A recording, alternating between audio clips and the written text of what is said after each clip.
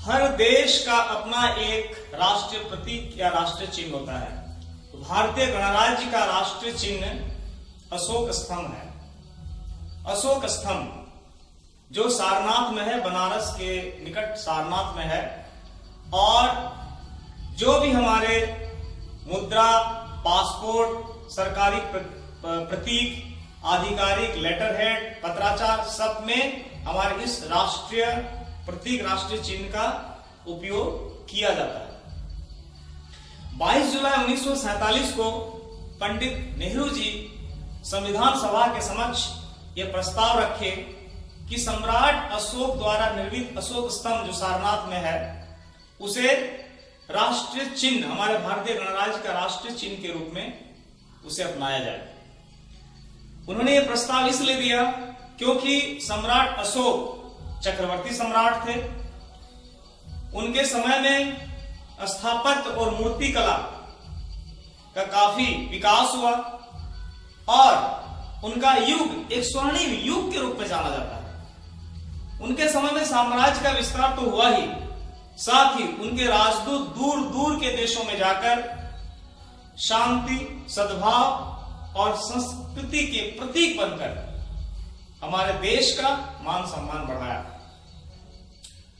सारनाथ में जो स्थित हमारा अशोक स्तंभ है, राष्ट्रीय चिन्ह है। यह लगभग 7 फीट का है और इसके ऊपर 4 शेर हमें दिखाई देते हैं। ये चारों शेर ताकत, साहस, गर्व और आत्मविश्वास के प्रतीक हैं। सम्राट अशोक के ये साहस को प्रदर्शित करते थे। यानी 16वीं शताब्दी में इसका निर्माण अशोक के द्वारा किया गया था और इसकी खोज एक जर्मन इंजीनियर फ्रेडरिक ऑस्कर के द्वारा किया गया। 1900 में खोज प्रारंभ की गई और 1905 में यह प्राप्त हुआ।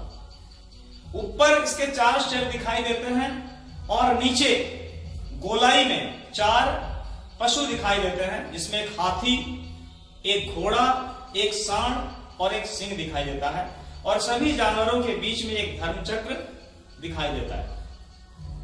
और इस प्रतीक के नीचे हमारा भारत का जो राष्ट्र वाक्य है, सत्यमेव जयते, ये लिखा हुआ है।